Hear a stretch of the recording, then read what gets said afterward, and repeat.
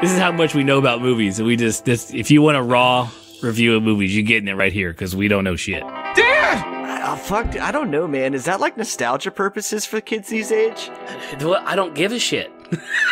I don't care. We get that, Pop. Fine, I'll Google it through the magic of podcasting. You don't have to Google it. I'm just saying, you just take it out. No. Not bring it out, or just be better prepared. Shut your fucking mouth. I am your father. Man, sometimes I wish like things would stay at a simpler time mentality. Welcome to the Two Dads Review podcast. I'm not even going to small talk you with this one. We're just going to start right into it because this is the first time I think in the history of us doing TV shows that or movie reviews that we're like, okay, we watched it, now let's just jump into it. You do it, but half time I'm already watched it a bunch of times, but it was literally the Friday after it premiered on Thursday, and you had the open day, and I had the day open, of course. And yeah, first things off, yesterday when the episode aired was Sonequa Martin Green's birthday, and happy birthday to her. I saw that, and let me tell you, she put in some work for this episode. Oh, yeah? I mean, the level of different things she had to do emotionally and physically in this episode. I hope next episode she's just going to recover, in a bed. She has a nice, easy film, but I doubt it. I like at the very end, man, when, everybody's all like, 1, 2, 3, go, waiting for it all to go to shit with Burnham. Mm-hmm. And I like how she lets out the first blood curdling scream when everything really fucking sinks in. And yeah, everybody on board is looking at the big giant cool ass TV, and then they fucking look at each other, and I'm like, none of y'all thought to hit that shit on mute? You guys were just waiting for that. That's what you were waiting for right there, was your Oh, there it is. Oh, I didn't want to hear that. You know what? I really wish I didn't finish that video. Yeah, right? I'm now scarred. Yeah. I could just imagine what she was saying. I'd have to hear it. Yeah, dude, that scene right there when everybody looked at everybody reminded me of the first time I stumbled upon 4chan. Yeah, it's probably a bad story. Dude, okay, it's not even really that bad of a story. It's a fucking common occurrence in Florida at this point in time. I remember clicking on it, and my buddy's like, check out 4chan, man. He's like, there's some funny shit out there. Totally forgot to leave out the other litany of insane shit that's out there on it. Uh-huh. And so, the first thing is this little 30-second clip of this, old Russian lady getting fucking hit by a car and then, backed over and then driven away by, a drunk driver, right? And I'm, mm-hmm. I just remember, what the fuck? Oh my God, Jesus Christ. But that was the first time I'd ever been introduced to something like that, basically. Right. Now I'm like, oh, old lady got ran over. I mean, Jesus Christ, I've seen enough videos of those accidentally at this point. Yeah, right. Everybody's expression, I lost it, dude. I laughed. I paused it. I was laughing for a solid 5 minutes because it just reminded me of you finding that one video and then going, I'm going to now send this to everybody I know because I'm slightly ruined and I don't want to be the only one in this boat. Someone else needs to share this with me. Yeah, share the shame. Right. Oh, that reminds me. So you just mentioned the Florida thing. So apparently this is a little Facebook craze where you find out what your Florida man is for your birthday. Yeah, it's going on Twitter too. I've seen thousands of them. I have not done mine yet. I think my wife did hers, and hers is Florida man is... I think it was the guy was holding up a store, holding people hostages, and the cops got him to give them all up for a slice of pizza. And I think mine was, or maybe that was mine, and hers was something about something, and the guy was saved by hot sauce. He had enough Taco Bell hot sauce, and everything was okay. Whatever bad thing he was doing, it was crazy. You just do Florida man, and then type in your birthday. Don't type the year. I don't think you should type the year in though. That would probably screw it up. I like how now it's just Florida Man Challenge, Florida Man Challenge. That. It's right. It has now overtaken the news cycle of what you could have been. You should be ashamed if you're from Florida.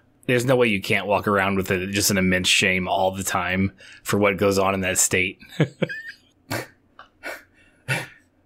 Florida man caught snorting meth from top of Prairie Avenue video gambling. Is that yours? That was the first one that hit right there. Just a fun thing to do. Get on there, type in your birthday, type in Florida man, see what happens. That's hilarious. Oh yeah, nice. So overall, for this, are you ready back to the episode now? Yeah, whatever. Oh, I got us a new viewer. That was cool. Like, how'd you do that? One, I just told somebody about it, and then they sent me a picture, and they watched it, and she's in Australia, so that's fucking cool. Nice. Oh, so she watched the YouTube channel? She's like the one view this week. No, she she like watched the episode and then actually hit the podcast because I don't know how we got on it, but I was like, fuck it, whatever, roundabout story. I was like, no big deal. I do a podcast on this show with my buddy, and then no big deal, you know. Long story short, and then I got a screen cap of her checking out the podcast, and I was like, what the fuck is up? So nice. Yeah, one verified. Don't know if it'll be reoccurring. Yeah, right. We're not that funny. There's one. One that I officially know I contributed to. See, and look, if you hadn't been watching Star Trek, you'd have never even known what to talk about, and then you had the podcast to mention. It all leads to good stuff. Yes. Yeah, we'll go with that. Yeah, we'll go with that. That's a good way to spin it. I like it. Push it in the news cycle. Let's roll. Okay, so before we get in details of the episode, because there's a lot of stuff to talk about, did you like the episode? Did it hit any points that bothered you?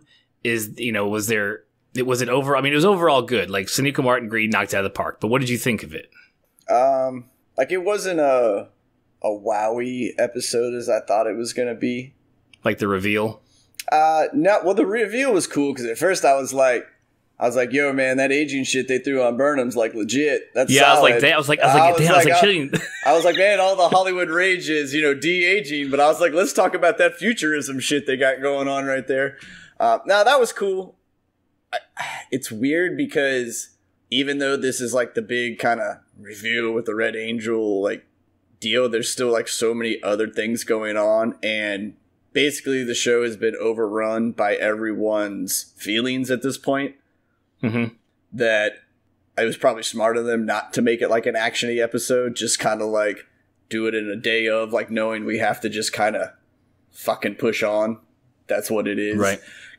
I also appreciate a lot of the just like satirical one-liners that were just kind of like just littered throughout this episode. Like, everybody's trying to put on a good face, and it's like, when you say something and you just look at your buddy and you go, I didn't mean for that to sound as dickish as it sounds, but like that's where everybody's at right now. Right. Well, and I'm glad they actually had a couple of those like laughable, I mean, literally laugh out loud scenes in this episode because the ending was, for all points of imagination, it's tough to watch because she puts on a great performance of somebody suffocating and also burning from the inside and out, like dying. Like, it was, if it had been like just heaped on like plot and heavy weight of everything going on, it'd have been a rough, like, when the episode was over, even with the switch at the end, you'd have been like, I'm fucking exhausted. But like just the jovial portions, that entire scene between Stamets and Giorgio and Tilly and Culber, I almost fell off my couch. I was laughing so hard, especially Tilly at the very end. Like, it was like she was one step from like badoom, like at the like when she was like, what just happened? I know, dude. You are like, I really like. You need to be deeply rooted in like a drag community or something like that, because you just thrive off that kind of like interaction. Like, it is, if you were surrounded by that type of like sexual gossipy kind of tension all the time, like, you'd be one of the happiest people. I mean, you're a pretty happy dude to begin with, but you would be like, I'm not sure it gets much better than this, guys. Like, I've kind of found it. Like, this is all of the drama and gossip I could ever dream of. He's not lying. I'm a drama queen I love that's kind of stuff. I eat that shit up. Yeah, dude, like it is the that whole greatest interaction, I just thought of you. I was like, homeboy's dead right now. I was like, I'm laughing because it's funny. Did you just call me puppy? Yeah, right. And I was like, he's dead. He's probably paused it. He's like done the deep breathing part, like to get back to so he can view the show again. Yep. So somber opening though. We have to say goodbye to Ariam, right? So we're deleting all our brain files and all that good stuff, and we have the funeral service where they have the entire crew. I mean, they show you, like, they give you the shot of the bridge where, like, there's nobody on it. So, the entire ship's complement pretty much is in that shuttle bay, or at least a good chunk of them. And at least the bridge officers. Personnel. They're like, yeah. Like, I'll fly this thing. You guys go do your cries, okay? yeah. I did get confirmation from Doug Jones on Twitter.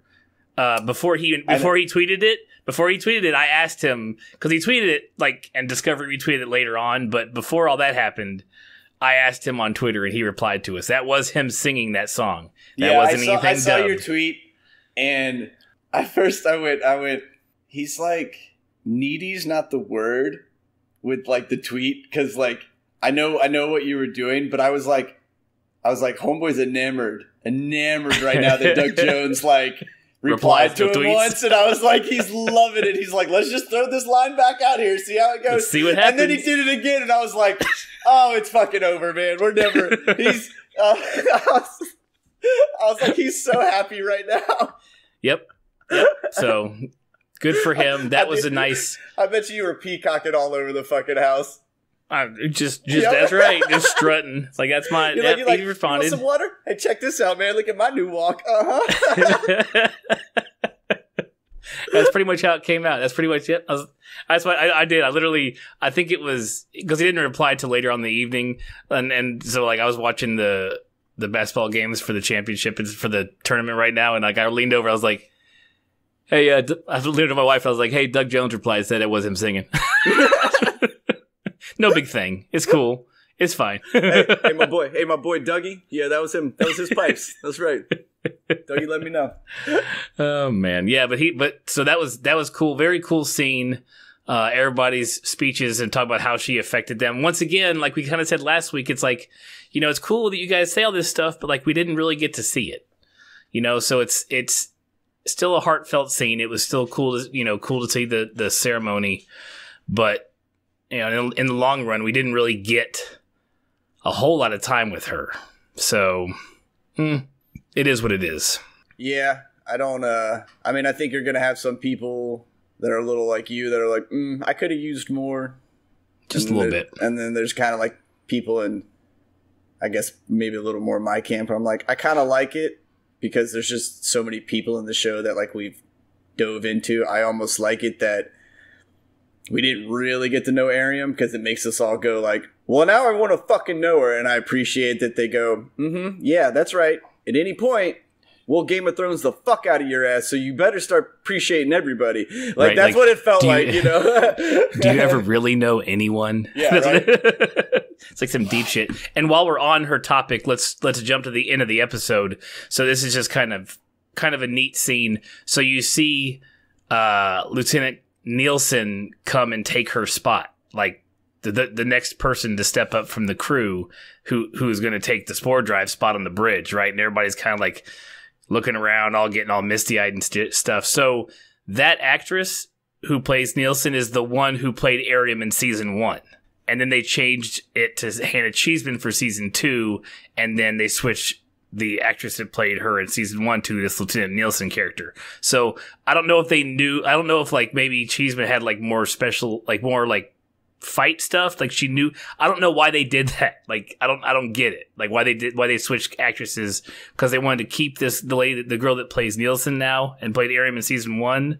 I don't know if she had like there may have even been a prosthetics issue. Like, she couldn't wear the makeup for that long because it was just like, some people just in Hollywood just can't wear the makeup. It their skin breaks out or all this other crazy stuff. So yeah, it's just certain people like can't have adhesives on for that fucking long for 12 hours. Yeah, dude. Well, I mean, I get the same shit with my insulin pump from where I put my tubing into my body, like right where that little fucking sticker sticks, man. When I pull it off sometimes, it's like there's like a pot mark, you know? And it just like, and then the adhesive is like the skin's like just slightly irritated, you know? It's like, anymore, man, and I'd have really made this shit painful.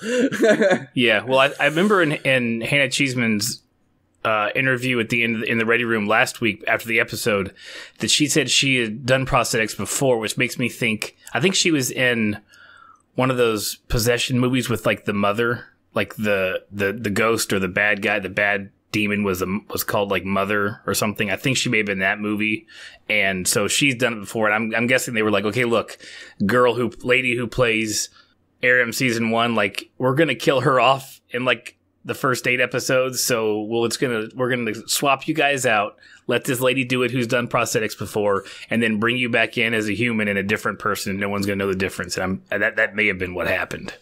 Since they wanted, you know, they had set on her first, and then they were like, okay, we want to keep you, so we're going to switch you around with the girl who takes your place instead of killing you off next season. So, who knows? But that was just kind of neat, and it was kind of a cool, like, symbolic scene to see her take the spot over. Like, oh, man, that's got to be rough. Like, here I am, coming in to take the spot of someone who really touched all y'all real deep, but we never saw it. But I hear it happen. So hi, kids, I'm your new dad. right. You're not my dad. Right? Yeah. So it's revealed to us at the very end of the teaser portion before the credits, before the opening song goes, that Michael, because when they did all the stuff with Arium and downloaded files, there was a file left called Project Daedalus, and then Burnham's like, "Ooh, that's what she said to me before we jettisoned her into space." And Tilly's like, "Well, we found what'd they call it? A bioneural signature of the Red Angel in the file, and that it was Michael Burnham. That it was her bioneural signature." Which at this point, like, I literally like paused my TV and I was like, "Motherfucker!" I was like, "No!" I was like, "God, I don't want it to be her." And I was just so like, and that's the best part of this episode when I watched it for the first time last night. I was like,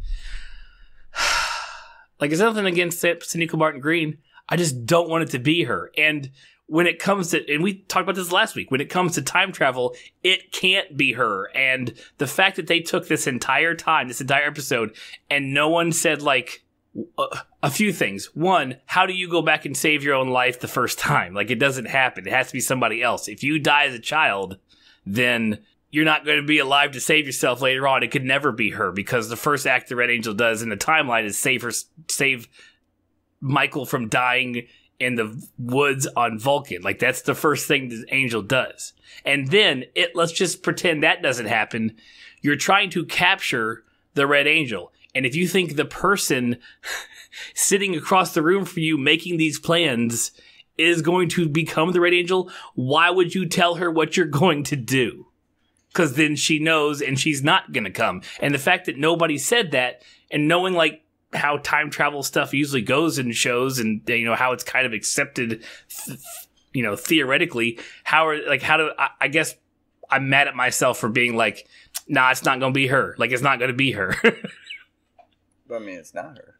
But it's not her. But the fact that, I mean, even Spock's like the grandfather paradox. Well, okay, we kind of know a little bit about that after watching Predestination, and that still don't make no damn sense.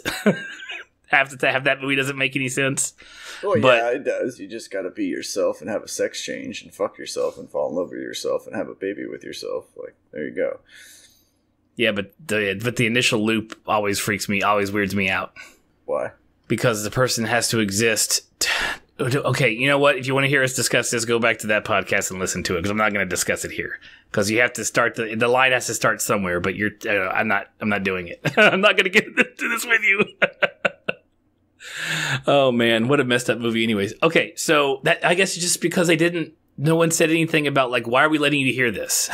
If we're trying to capture you and catch you off guard, why are we telling this to you? Because later on, you'll know that it's just trying to capture you. You know what I'm saying? I mean, I guess.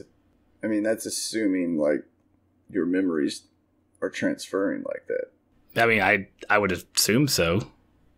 It doesn't matter because she's not. That's the whole thing, is like, they're going about this like she isn't the Red Angel, which is the weird part. Like the way they went about it, if someone had just said the person who is the Red Angel is Spock even brings it up, and because so he's kind of leading to it, and how he doesn't come to this conclusion, or if he does come to it and doesn't tell anybody, and he's going to tell us all next episode when everybody, and it's going to be like the big aha moment as to why it's not Michael. He comes he after she's punched Leland in the face and then gone to the workout room to punch more things. When he comes in there, he says, "Look, you're the catalyst. You're where the Red Angels appeared when you've been in danger. So it has to be somebody who cares for you," which is why we've always said, maybe it's Spock, maybe it's Stamets, somebody from the crew who knows her, someone, that kind of thing. But the fact that the fact that we did ever said, like, maybe it's her mom, like maybe it's one of her parents who are dead. Like we broke our. We didn't know until literally 5 minutes before that her parents were working on fucking time travel technology. Like, hey, which also means at that point we could have went, oh, hey, there's our really big fucking red flag. It's going to be a family member. Right. Like, but why would we go, I know that the death on the planet isn't what it seems, but I have no reason to believe as of now that mom and dad are alive. Right. Yeah. Like, I mean, because especially, and I guess they'll play it off because Klingon disruptors can be set to a setting that make people vaporize. So if a person is just not there, it makes sense. If she hopped in the suit and jettisoned out of there, or who knows what well, I'm sure we'll get into all that next episode as to how everything happened on the planet. Maybe even get to see the shot from outside the closet that Michael was hiding in.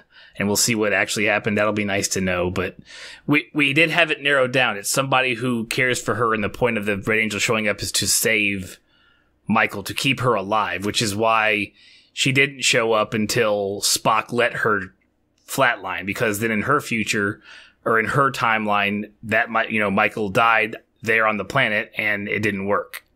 So if they had cut it any earlier, she wouldn't have showed up, and that's what Spock was counting on. And yeah. Because how do you think that if she's a Red Angel and she dies there on the planet, how do you think she's going to be around to come get herself? I think I'm more mad at myself. I was like, you're really, like, your tone is just going more and more aggressive, and I was like, I think you're just pissed that, like, you got caught in a time travel loop and didn't really see it until, like, it was too fucking late, and now you're just pissed off see it.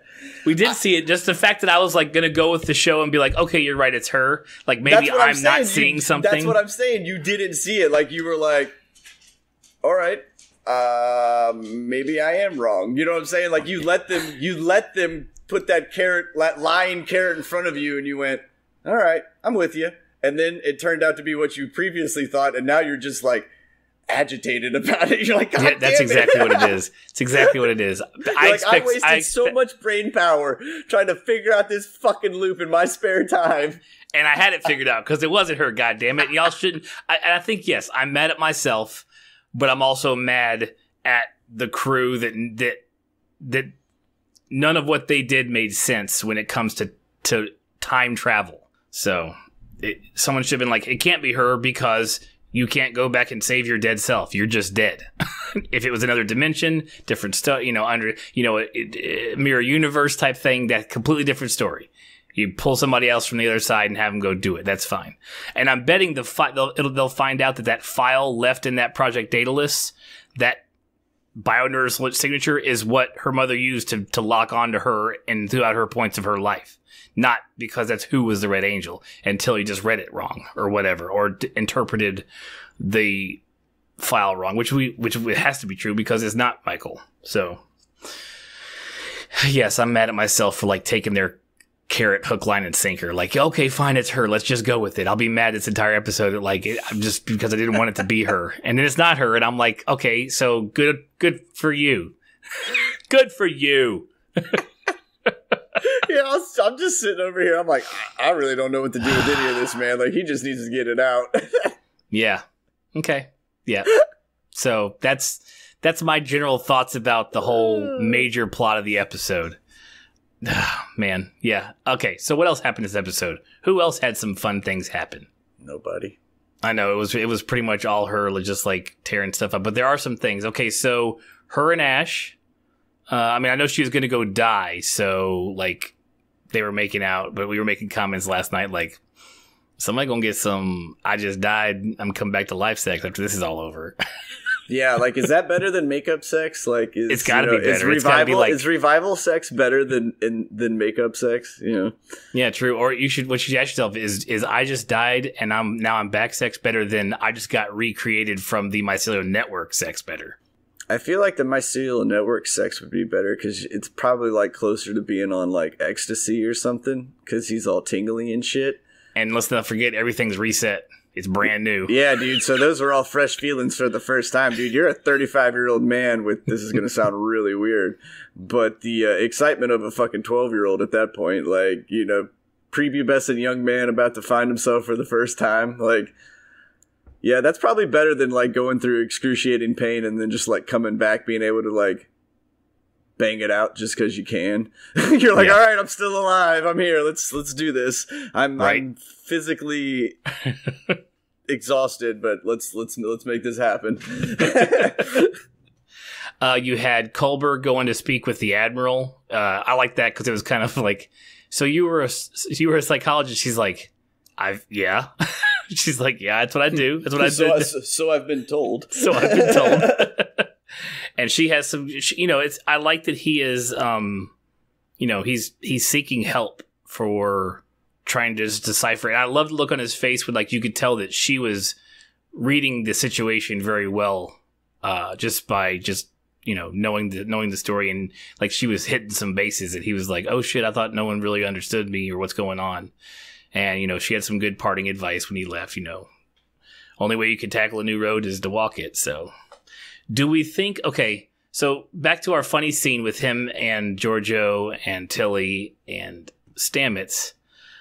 Do we think that Culber... I mean, not that it needs to be drawn, but are we... Does anybody... You get a feeling that maybe he's not gay now? Or doesn't even really know? Do we think do you think they're gonna switch it that hard on us? Because because when Stamets made the comment of, I'm pretty sure I know me and any other me in this in any, you know, universe is going to be gay, and him as well. Like he kind of like Culber kind of did a little face thing. You know what I mean? Like no. I hope they don't go with that. I really don't, but I kind of got it. I was just like, are we... I think Culber's just making a face at everything fucking Stamets says at this point a little bit. Like, right. You know, he's like, I'm trying to be nice, but I don't want to be nice, and I'm not sure how I'm supposed to feel about this man that I love, that loves me, that I don't know. Like, I know it's all there, but I don't feel anything. So, like, at that point, he could have been like, hey, dude, do you want a glass of water? And he'd have just looked at him like, fuck your water. But yes, I would like water too at the same time.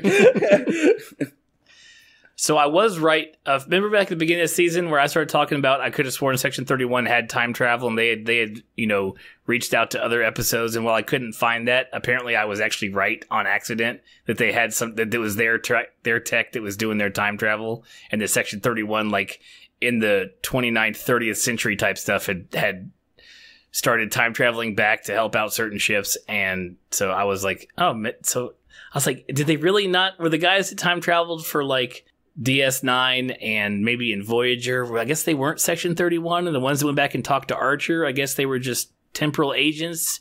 I don't know. It was weird, but I don't like that it's called a time crystal. Oh, I was gonna ask you because that is someone you like, just dropped. That's hey, just you plot. need 500 words in this essay and needed 2 words and went time crystal. Done.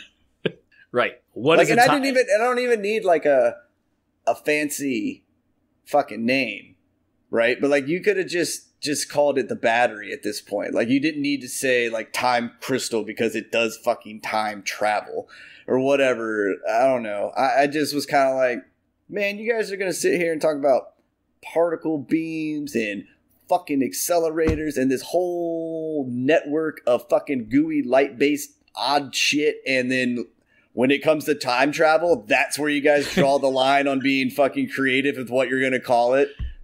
Just fuck it, dude. Time crystal. Like, I don't care. I don't care. Temporal manipulation Make it something. Yeah, make it sound sciencey. More better than time crystal. Yeah, get gooder.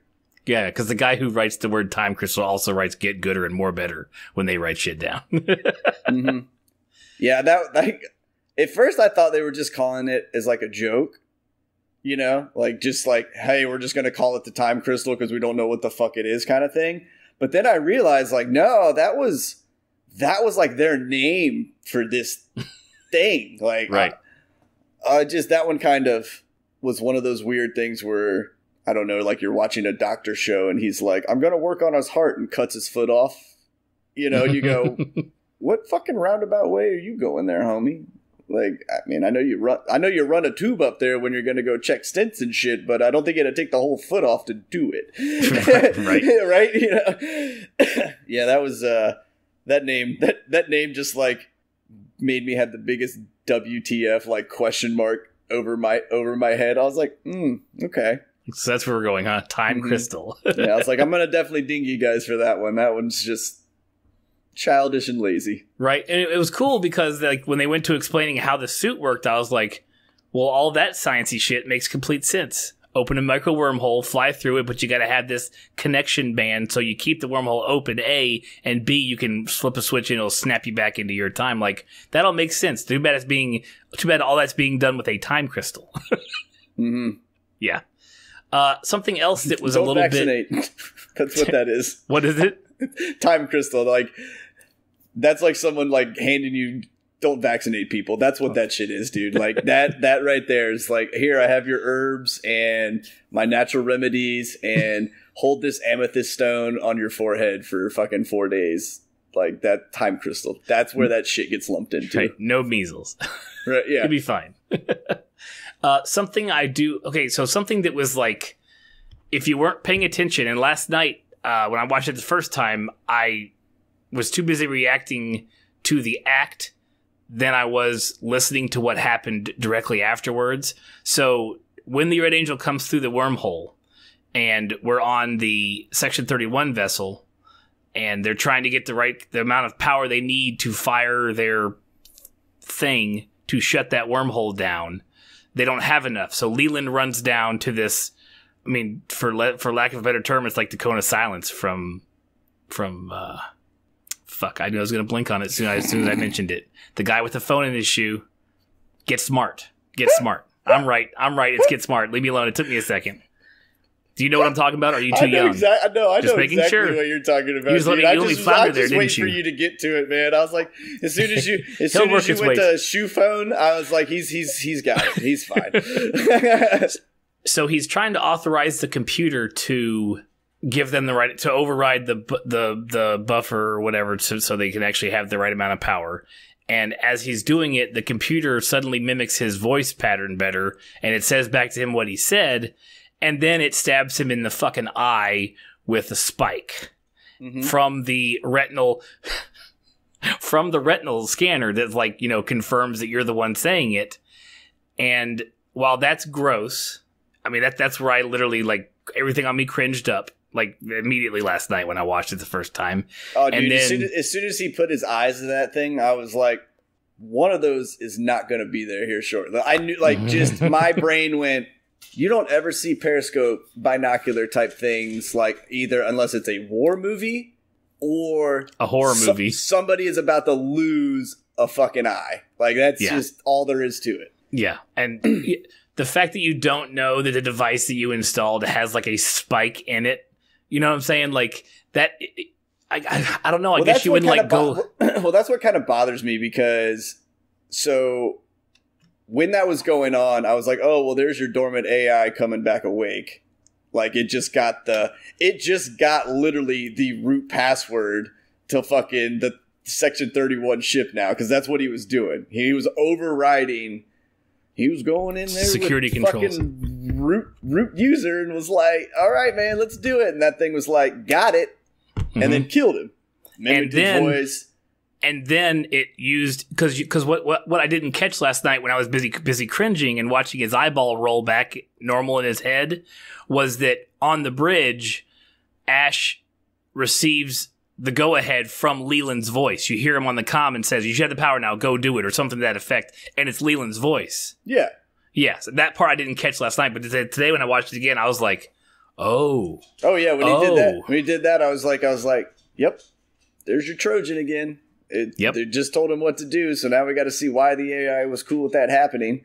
But and I don't think Leland's dead though. Like his eye rolled back and like became like normal again. Like it was like clouded, and then it just like turned back to brown or whatever. Yeah, I'm pretty sure he's dead. I don't think he's dead. I think I saw him in the next on. Maybe not. You could always see him in the next thing because they'll be like 2 seconds before he lost his fucking eye. There he was walking down the hallway. Right.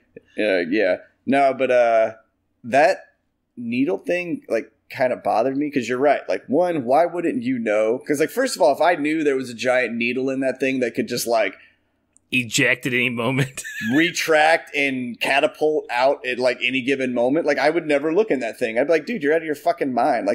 Like unless that needle is like the thing that like registers the DNA or something, and it just wasn't supposed to come out like that viciously, but the AI's like, fuck you, whatever kind of thing. Like I'm getting what I need. Then I get it. Like, you know, he's supposed to be there and it comes in all slow and you're just supposed to be Billy Badass and let that shit happen. All right, I got that. Otherwise, that thing just went Transformer and like just totally made its own part. Yeah, it made its own fucking part. Like the AI made its own part for the sole purpose of killing that guy.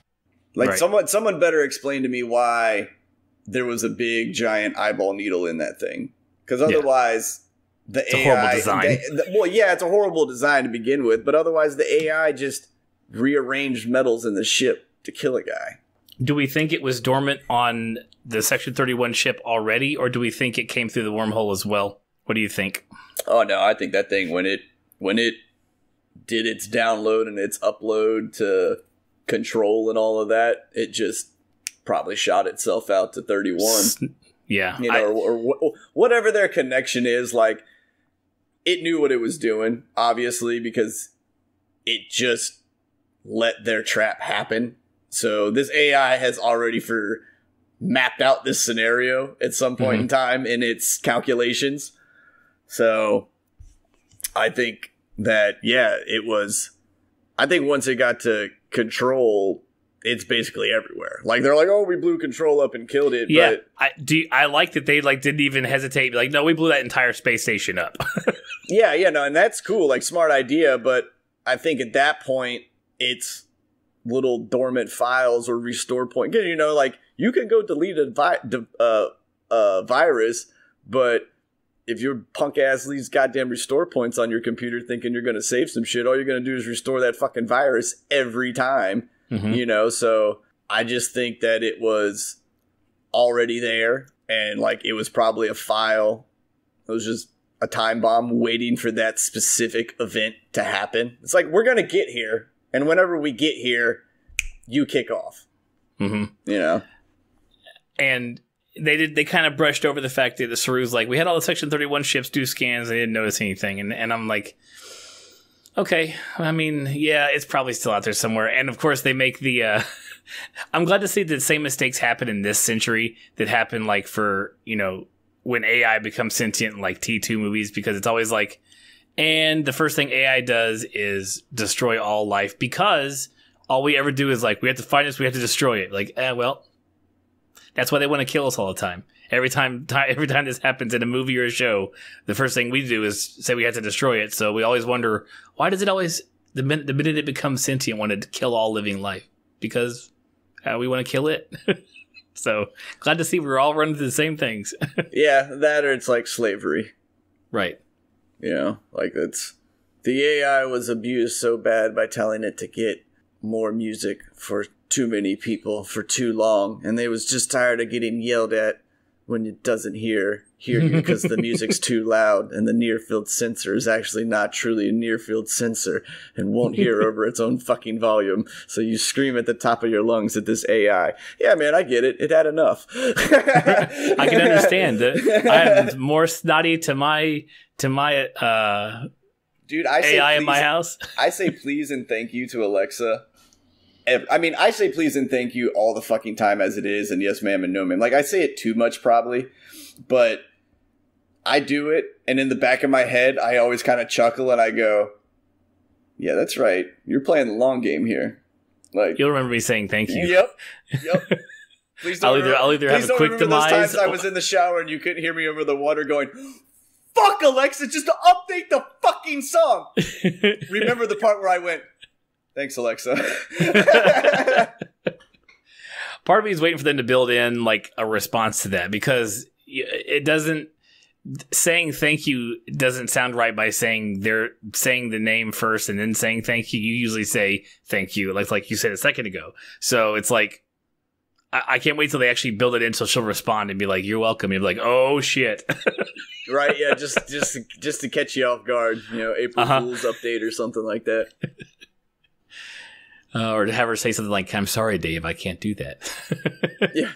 Not today, Corey. I think you've had too much. You're like, okay, it's time to let me cancel my internet. Let me cancel this. We're going to turn off power. We're going to go build a log cabin. Yep. I'm out of here. I'm off the grid. I'm literally going to go move to that part of Alaska that it's actually like off the continental grid. I don't have to pay taxes or any of that shit. Like, that's where I'm fucking going now. If Alexa ever responded to me in not in detailed information, because like you can give it a bunch of information and it'll regurgitate it to you. I'm talking like a fluid, how's your day, buddy conversation like that. At that point, I'll go, you know what? Should probably just go find my nice little iceberg, float the fuck out, because this is not a world I want to be in. You know icebergs aren't going to last that much longer. You can't pick that. You got to go somewhere else. Yeah. Can't go to I can't even do my plan for Apocalypse has always been like, get everything in the car and just drive west towards the middle. So when the oceans rise, we're far out there. But the problem is the Midwest right now is like under feet of water because of all the snow and crazy shit they've had this year. And I'm like, you guys aren't even safe either. Like, damn it. What am I supposed to do? Just stay in the mountains. Stay up there on the mountaintops. Yeah, you gotta go like to the Dakota areas. Mm-hmm. It's like, I remember there was like an X-File episode and it was like based on like the whole, if the Ark and the Great Flood happened again kind of thing, like episode. And there was like, I think the spot was somewhere north Midwest in that direction, but it was like one of the highest like elevated areas that was, accessible, still livable and accessible and everything. And like, they're like, you'll be able to ride the floods out here. Like the water, quote unquote, even if everything melted, should not, really get this far kind of thing. What was I reading the other day that was like, if like the world, if we could feel the world spinning, right? Mm-hmm.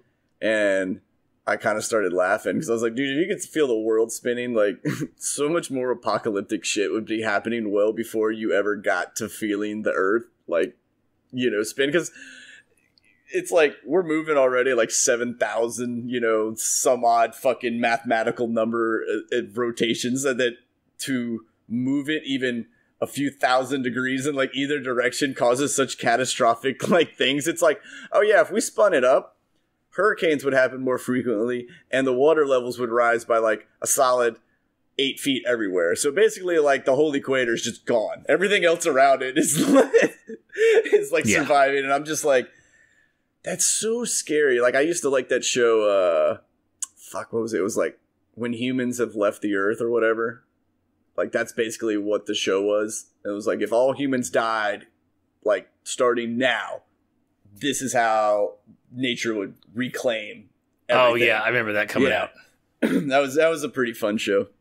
Something else I wanted to bring up also with this episode. So at some point, Leland starts talking about, it's when they're doing one of their briefs, and I can't figure out which time of the episode it was, but he talks about when he kind of was given the whole history lesson to everybody about Section 31 and the time crystal and that stuff. And he talks about they had started doing some research because the technology jumps in the 20th century were like not really supposed to happen, or they were happening too quickly, and they figured out that it was like a time ship had like crashed in like the 60s, and like so right before the microchip was introduced, and like so ever since that point, like the person who who had it was just feeding out a little bit more information. That's from a Voyager episode called Future's End from I think season 3. Yeah. And they go back and it's a cool episode because there's this whole like realization that all of at least Earth's like progression like should never have happened. It's just because a time ship crashed there and like the person like just kept feeding out a little bit of tech every few years, and the person who found it was I think it was somebody like from that time frame, like from the 60s, who found the ship, and then it was his rudimentary knowledge of what he was discovering by taking the ship apart, and that was what he was using to like make all this tech and like just release a little bit of it at a time. And that's where so all the quick jumps, you know, because it's 2019. 200 years ago, we were riding on horses and making fires and, you know, barely doing anything crazy. And then all of a sudden we're in space type thing. In the of course, I mean, the first time in space, we're talking like 50 years from horse and buggy. Is that right? That's close, right? 60s was the moon landing. 69 was the moon landing or something. I mean, even first person in space was in the 60s. So you're talking less than 100 years before it, you know, it was buggies. So it's like, it's kind of a mind fucking think about it. But anyways, that was what he was talking about. Yeah, I mean, a little bit, but it's also like, yeah, I mean, I knew what he was talking about with that, but that's the whole principle of Ancient Aliens. I mean, that's essentially what he was fucking talking about right there. Aliens. That should be the title card for this. But I mean, so, like, yeah. That's no different than going back and looking at history and going, we can't even cut a line that straight now. Like, what the fuck were you using? Right? Mm-hmm. You know, like when they go, my favorite one is like this dude that's got this fucking right angle ruler that's like cut with a laser, basically to the most precise levels available to humankind. And like, you could put it down and shine light, and the light will not make it through to the other side if the surface is like, that's how flat it fucking is. Right. And he goes to, like, he's in one of the pyramids and he like puts it up and then like shines his light on this stone, and it's like no light makes it around anywhere. And it's like, how is that straight? That should never fucking possibly be. And that little shit is the scariest thing like in the world to me. Like, it's not scary. It's like, wait, why can't we already be doing this stuff in space then? Well, that's what I'm saying. Like, what happened? Like, if everybody was coming back and was like just throwing ideas out, and at what point did we either become too powerful too quickly, or did they wise up and go, "Oh, we better back out of this fucking arms race because these guys are no good." You know, like. It's that kind of shit, man. Like the unexplainable past stuff is one of my favorite rabbit holes. Right? One of my favorite fucking rabbit holes. I love it. Anything unexplained is fun to dig into. Yeah, but there's like, okay, like you can go like Kennedy assassination, kind of unexplainable stuff. And I'm like, all right, yeah, that's cool. Also, probably dude was just fucking shot. Right. Like, I also like the ones like the Ancient Alien shit where it's just like, hey, man, we were literally just walking one day and on this mountain, there was this shit. Like, no one had been here before. No records of it. And then, boom, here was this shit. And then we come to find out that it's not more advanced than what we have now, but made in such a way that what we know about then was just impossible. And you go, okay. Where was it? Where is the other shit? I want to know where the other shit is. Why isn't there all kinds of things like this that are that perfect from this time frame because they could just do it? Where is my spaceship? Like, right? Right. Like, we should be walking onto these things, finding gizmos and gadgets. Like, this is the best cleanup ever. Yeah. Fucking bastards. Oh, man. Anything else on this episode? Good time, though. I had a good time getting mad at it and then being relieved at the end that it wasn't Michael. I didn't even get mad when they said Michael. Like, when it kind of popped to her, I just went, okay. Of course it is. Yeah, I was like, what do you want me to do? She is the main character. It's her show. Right. You know, so at that point, I kind of went, I'm actually kind of curious how you're going to explain yourself out of this one now. Let's see what you got. If you're gonna go that route, then let me have it. Yeah, exactly. That's yeah. I'm glad it's not her. I think I mean, the show doesn't cease to amaze me. Except it just, I guess the overarching plot is amazing. The fact that the entire episode was, no one said, how are you going to save yourself? Like, just somebody say it. Please someone just go, but if she died, how did she come back and save herself? Or like, the fact that no one said that bugged me. Other than that, like I said, the overarching plot of this entire season is cool. It's engaging. I'm stuck on it. It's great. And I can't wait to see how it ends up. I can't wait to see, what we learned about the stuff with 31 and her mom and her dad, and then what happened. And we see the flashback to the Klingon attack on Doctari Alpha, all that cool stuff. That'll be neat to see. Yeah. So, good episode. I mean, it really was. It wasn't a bad episode. Emotional episode for, numerous reasons. But Sadika Martin Green knocked it out of the park this episode. She went through pretty much every emotion you can think of. All right, we need you to act sad. We need you to act surprised and sad. We need you to act like you're dying a horrible death. We need you to act, if you just like list off the stuff that I'm like, this is why actors are freaking awesome, because I could not do that. Like the stuff she had, the different shoots she had for this episode had to be just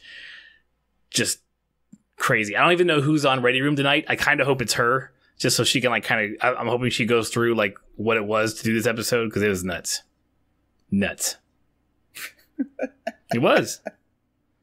Her thing with Leland, I got teary-eyed when he was revealing about like her mom and shit, and like that, just that you could tell without her saying a word, like what, because you could see her if she was like, I've blamed myself for 20 years for this.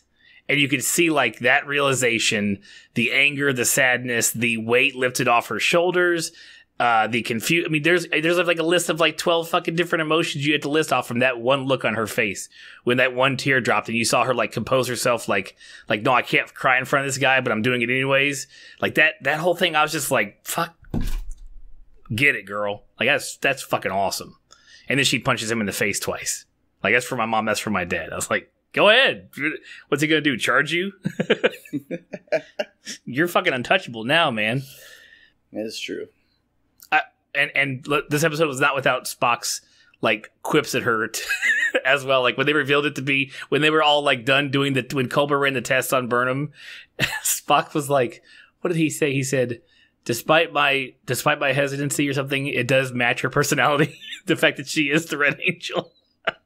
Oh yeah, like when they were talking about it, and then he rattles off like how it's her go-to to take on everybody else's problems, and she's like, "Thank you for sharing that with everybody, Spock." Yeah. Thank you for sharing with the group, Spock.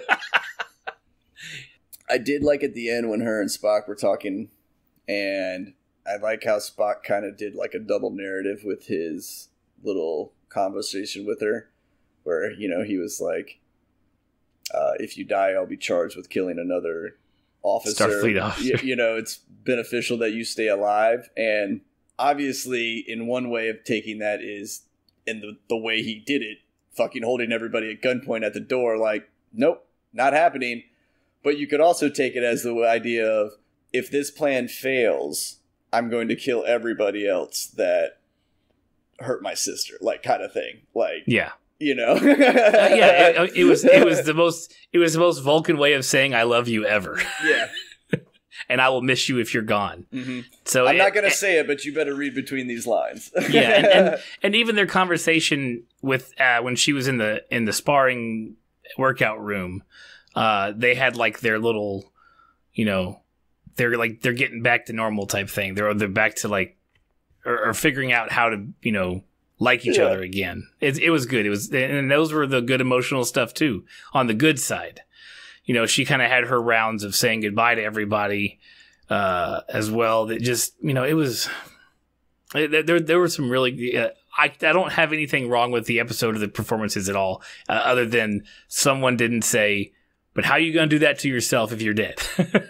was like, it doesn't just, all of this makes no sense when it comes to time travel. If it was just a wild, crazy deal and the Red Angel wasn't her, this would all make complete sense. But the fact that you guys are still sitting here devising a plan to capture her and telling her that, how did you even expect that to work? You would have put her in a room and then said, okay, we got this thing set up. We're going to go kill you now. I mean, shit. That whole throws it off, which makes the episode not work. But that's why I'm not in Hollywood writing this shit down. Oh, you good? You good? I'm good. That's a good episode. So thank you all for listening. Again, this week to our recap of the show and our feelings on everything Star Trek Discovery. As always, thank you for listening, and we will catch y'all next week. See you guys.